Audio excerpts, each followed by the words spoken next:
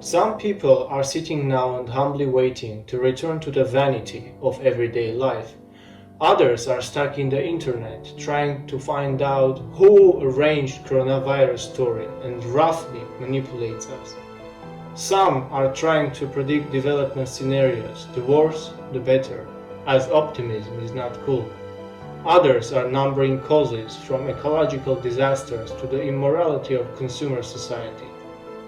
And in this dreadful masquerade of identical masks distancing from each other, I wish to shout against everything.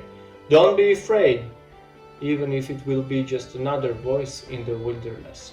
However, I transcend the duality. There is no abstract they. There is only one great we, and we ourselves have created all this. It is our own stereotypes that belittle our whole life, making worthless all our thoughts, feelings, actions, leaving nothing to strive for.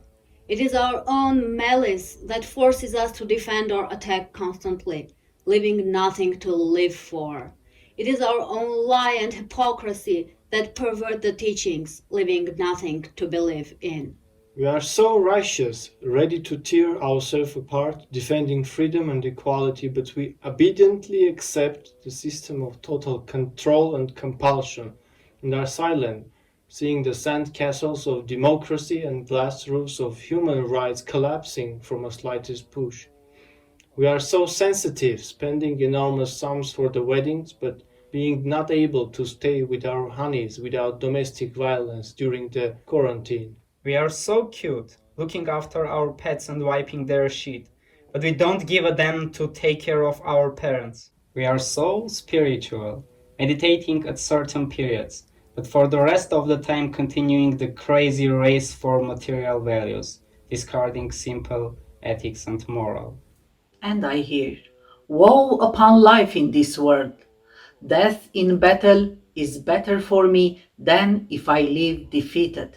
And yet, I believe that this is one more chance for all of us to change and heal the world we have destroyed.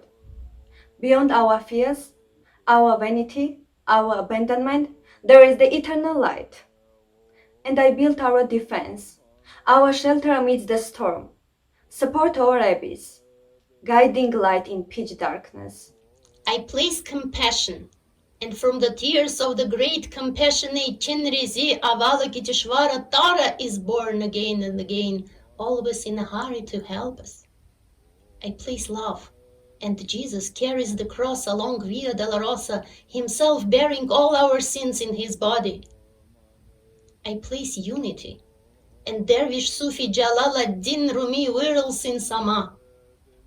I place courage, and all epic heroes of all times and nations rise again to defeat evil. Faith is my defense.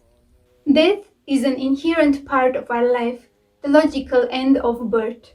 We usually are unable to choose times and conditions to live in, and to delay death or avoid it is not in our power either.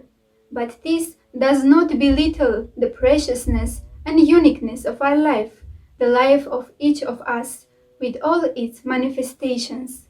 We, and we only, decide how we should live, not just survive, neither merely exist, but to live and affirm the life every single moment.